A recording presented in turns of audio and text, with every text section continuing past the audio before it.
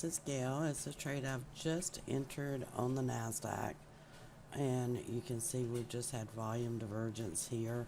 I'm going into both the 12-minute and the 45-minute. You can also see that the 180 ATR is up here at 64.75, so the distance between here is very sufficient to actually turn in a profit on this trade. So I'm going to pause the screen and we'll see how this trade works out. Okay, as you can see, I actually placed a stop at 64.64. That's about a 6-tick stop.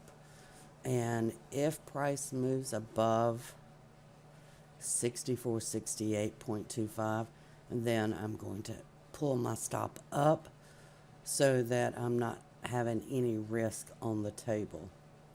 I just wanted to show the 12-minute real quick. This is the bar I entered on. This was a 3-minute pullback. You can also see on the volume that the delta is above 0, and that just tells me that as that low was made, buyers actually stepped in and pushed it up to close at the top. That's actually what I like to see. We don't always get that. But in this case, you went up to the congestion dot, you came back down and really tested the ATR. You were within about a point of the ATR. And you can see that you had volume divergence as that happened.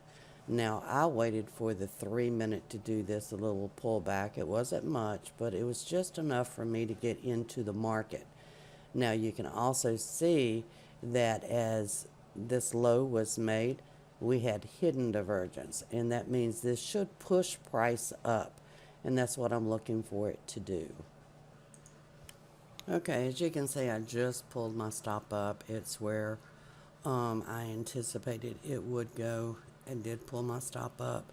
Now I want it to break through this line of congestion dots so that I can potentially move it up again.